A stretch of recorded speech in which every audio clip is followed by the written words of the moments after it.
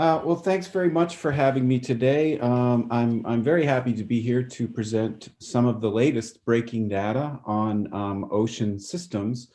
Um, Ocean systems have unfortunately received, well, they're receiving an increasing amount of attention in global studies, as well as some local or regional studies.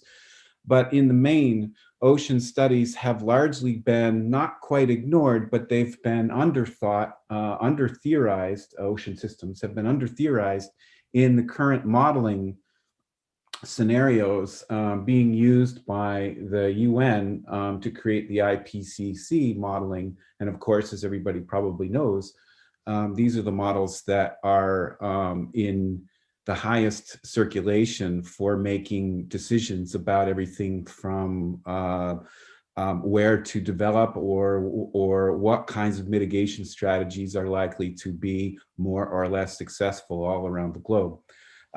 But until quite recently, and I mean quite recently, 2014, 2015 or so, ocean systems, in part due to our fear of oceans and in part due to the difficulty of studying ocean systems effectively, ocean systems have not been, in my studies, from my findings, have not been included in the modeling or designed into the modeling in ways that I think will create greater resilience, as well as in ways that will allow us to become more effective modelers of climate change.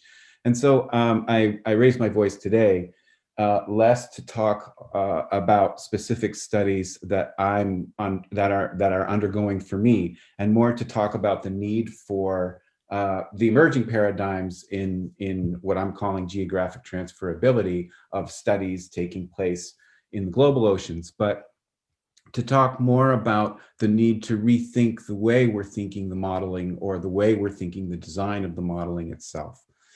And as you can see from the title, I'm going to be focusing on specific areas in the global oceans, the Eastern Boundary Upwelling Systems, or EBUS, and the ways that the adherence to disciplines in the modeling of climate change, I think, have both advanced modeling and are now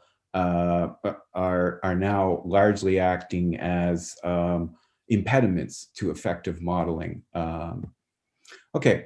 So what's the future of dissolved oxygen? And in a sense, the future of dissolved oxygen in the oceans and our ability to measure dissolved oxygen more effectively as we go. The future of dissolved oxygen is really dependent on these three dimensions of our ability to understand and re-theorize the oceans: the scale and rate of global warming, of course, coastal human population growth, and agricultural practices. The so-called dead zones, the low oxygen zones in the ocean, are on the rise. They're, as you'll come to see in a later slide, they're somewhat frighteningly on the rise.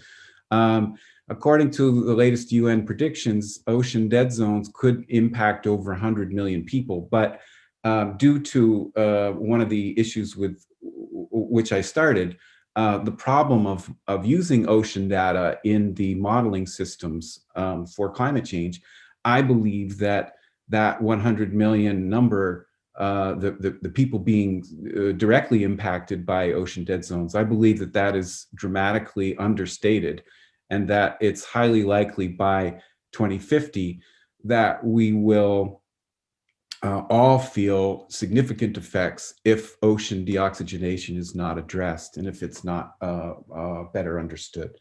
And so one of the main drivers for me to raise my voice is to talk a little bit about how global leadership models, as well as the creation and sharing of data, the design of data about ocean deoxygenation, needs to be redesigned so that we have a kind of open source capacity in our ability to use the data across multiple science and STEM disciplines. Okay, so the problems, this is just really quickly, since I've already mentioned this, the comparisons of models and observations suggest that models currently, that the current models underestimate the true rate of ocean oxygen loss, and that ocean deoxygenation, therefore, is occurring much more rapidly than we are currently able to measure, and it's highly likely to be more severe. How much more severe is difficult to say right now, but it's well understood in those circles where ocean deoxygenation is being studied that we have got a canary in a coal mine in the study of ocean deoxygenation. The true scope of ocean deoxygenation's impacts is really dependent on the realized rate and scale of ocean oxygen changes and the capacity of natural and human systems to mitigate and adapt to a more hypoxia or an increasingly hypoxic and anoxic prone ocean. What are some of the indicators? What are some of the signs? Again, the data here is limited, but coastal hypoxic zones, those areas all around the globe where low oxygen has been measured, these coastal hypoxic zones show a rate of doubling every 10 years since 1960. And this study was done in 2008. An awful lot of the researchers will still go to this 2008 study. One of the updates that I found was that, as you can see in the 2011 reading, by 2011, there were 530 low oxygen zones detected in and as coastal hypoxic zones. But there were another 228 zones showing signs of eutrophication, showing signs that oxygen was rapidly depleting in these zones. And so we are on pace by 2018. The number of coastal hypoxic zones measured in the ocean had more than doubled. We are up over 830 and counting coastal hypoxic zones. I actually think the number is larger than that. Where are these found? They're found across the global oceans, but they're coastal, open ocean, and other areas. You can see from the mapping here that there's a concentration above, in the northern hemisphere. There's a concentration of these zones in the red dots here. This looks somewhat like bad news. It is bad news.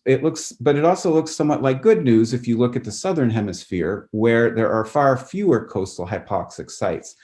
Unfortunately, that's probably a problem of the paucity of data available on or about these sites, because studies in the southern hemisphere have only recently begun. Right around 2012 is when studies of the coastal hypoxic sites in the southern hemisphere began. And so this data, like much of the data that comes out of ocean research currently, is under-theorized, under-thought. And so we need to pay more attention to local geographic measures of hypoxic zones in the southern hemisphere. There are a number of reasons for this. So the global distribution of eutrophic systems, you can see here again, if you cut that, if you cut this in half, roughly along the equatorial line, you'll see again that this mirrors the pattern in the previous slide, where you have eutrophic systems emerging with eventions all through the areas of the so-called first world, and far fewer measurements of hypoxic zones or eutrophic systems forming in the southern hemisphere. And again, that's because the occurrence of dead zones in the southern hemisphere have only recently been reported. So what I'm proposing to rethink the modeling here and to bring us to a better sense of what's possible to be understood in the modeling. I'm proposing that we pay much greater attention in the structure of creating the data to the four systems that show up on the screen here. These are EBUS systems, Eastern Boundary Upwelling Systems. And as you can see, they occur in some of the key regions around the globe. The California current system, the Humboldt current system, the Benguela current system, and the Canary current system.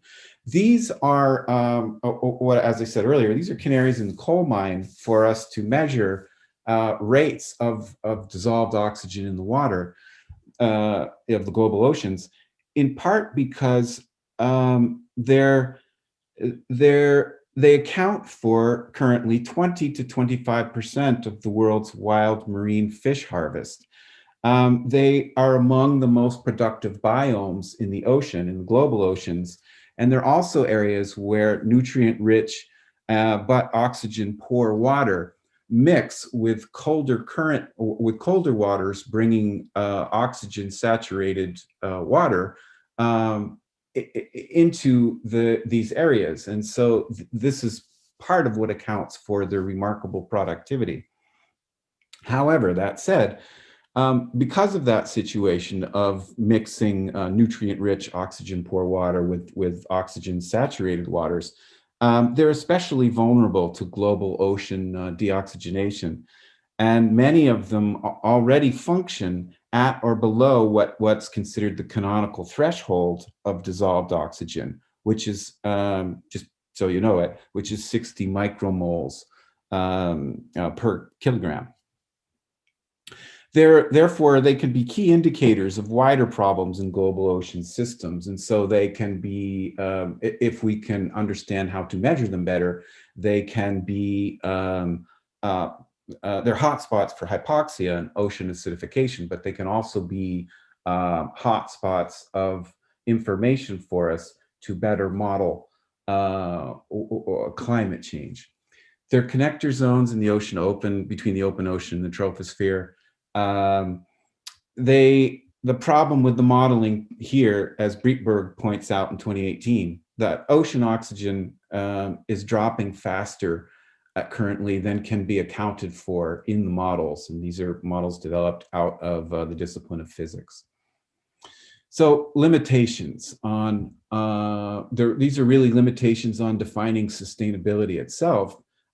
Because a great deal of how we understand climate is leaving out the possibility or the availability of ocean data. As I say, we're considerably behind in the modeling in the IPCC models in the use or the effective use of data from the oceans. We have to study better the exact driving mechanisms, the intensity, the spatial and temporal variability of oxygen and deoxygenation impacts. And then, of course, the impacts of both of those on marine food webs and the biogeochemistry of the ocean. This would help us predict variations in ecosystem structures, as well as help us grow our ability to measure the relation between deoxygenation and acidification in coastal water environments. So the proposal I'm making here is to move more toward what is increasingly becoming the way that ocean modelers are developing studies in the ocean, and that is through an ecosystem services approach. In this approach, currently there are 4 categories of analysis. And so, as you can see from the bullet points here, there's a provisioning, a cultural, a regulating, and a supporting set of metrics for designing the collection of data around ocean systems. And this is a significant departure from the current theoretical basis of the modeling for climate change, which will tend to reduce impacts of climate change to a financial calculation. And this has impacts on international governance systems all the way across those disciplines I've got at the bottom of this slide. You really need a different combination of disciplines: ecology, economics, social science, that are integrated or coupled with natural and human systems analyses. And so it's a more complex form of modeling, but we're held back a little bit right now by our inability to understand exactly how EBUS areas function.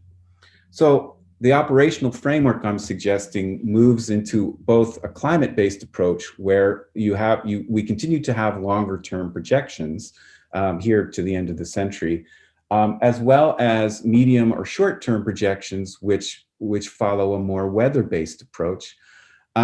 This would allow us, if we can think in terms of two time scales more often in the modeling, then that's the sort of 100-year out projections, which magnify and modify the shortcomings in the data collection.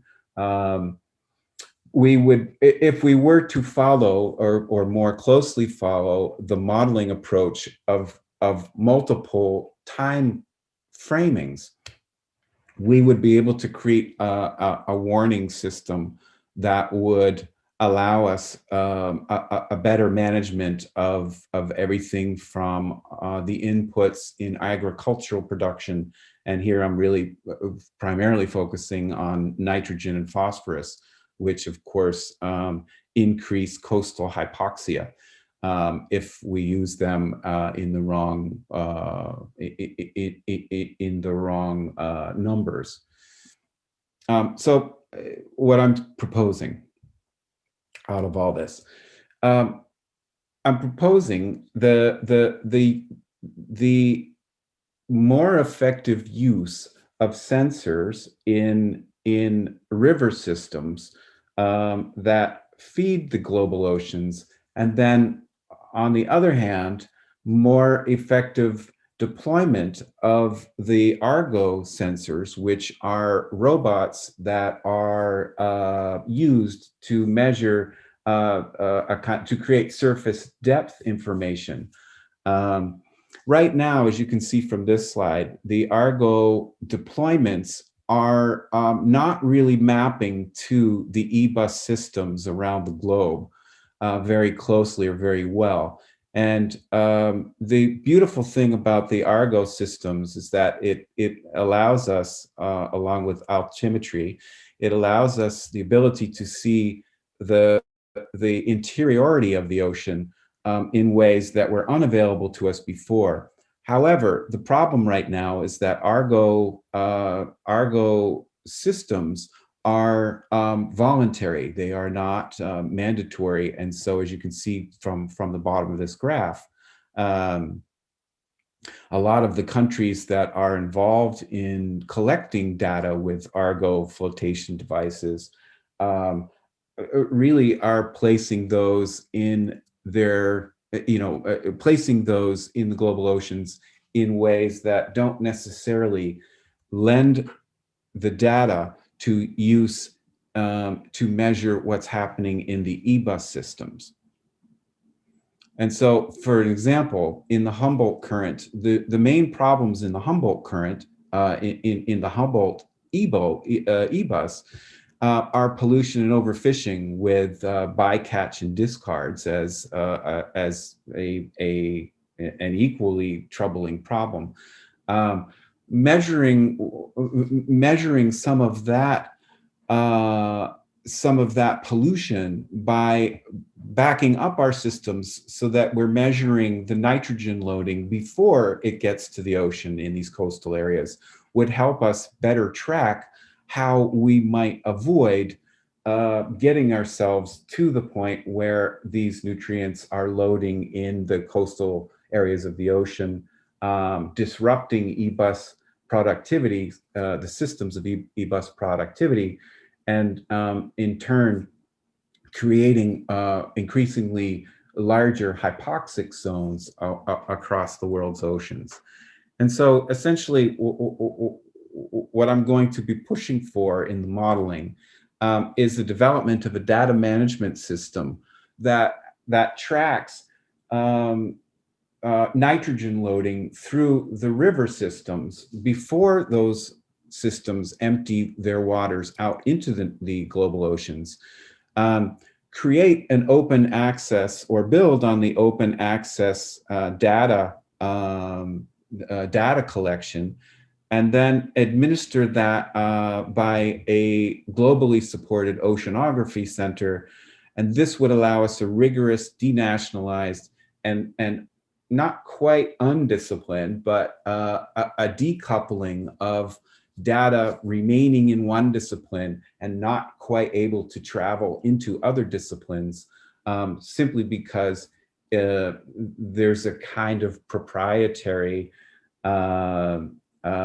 claim to data that is also imperiling our ability to better model how these global oceanic systems are suffering, are not, we're not able effectively to measure what's happening in dissolved oxygen in the oceans.